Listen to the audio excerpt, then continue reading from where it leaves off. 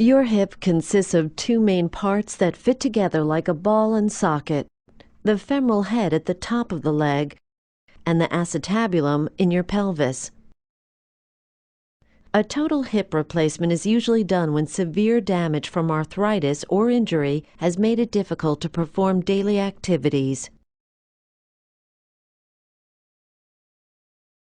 During the procedure, the femoral head and acetabulum are replaced with artificial components called prostheses. An artificial hip prosthesis consists of a cup called the acetabular component and a metal stem called the femoral component. Before your procedure, you will receive intravenous fluids, antibiotics, and medications to help you relax. A catheter will be placed in your bladder to drain your urine. Most hip replacements are done under general anesthesia, in which case a breathing tube will be inserted in your throat to help you breathe during the operation. Since fluid and blood loss can be significant, banked blood will be prepared in case you require a transfusion. You may have the opportunity to collect and store your own blood in preparation for your surgery.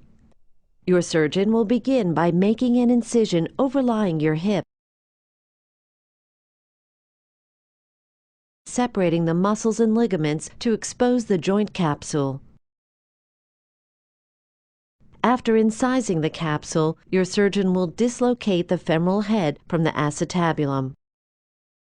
He or she will remove any damaged cartilage or bone in the acetabulum, reshape the acetabular socket, and secure the acetabular prosthesis in place using special cement or screws.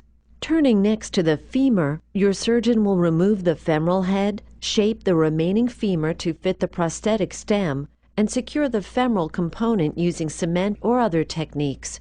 Once both components are firmly in place, your surgeon will slide the prosthetic femoral head into its acetabular counterpart, test the movement of your new hip joint, and verify that it is properly positioned with an X-ray. Your surgeon will then close the joint capsule, repair the muscles, place a drain in your hip to remove excess fluid, and close the incision with stitches or staples. At the conclusion of the operation, a special device will be temporarily applied to prevent your hip from dislocating. You will then be moved to the post-surgical recovery area until you are stable and awake from the anesthesia. If necessary, you may receive a blood transfusion at this time. You will continue your IV fluids and antibiotics for a short time and will be given pain medications as needed. Your catheter will likely be removed after several days. To prevent blood clots from forming in your leg, you will be given a blood thinner, asked to wear pneumatic compression stockings, and encouraged to begin walking as soon as possible. A nurse or physical therapist will help you get out of bed and use your new hip. Most patients are released from the hospital once they are able to walk with the aid of a crutch or walker.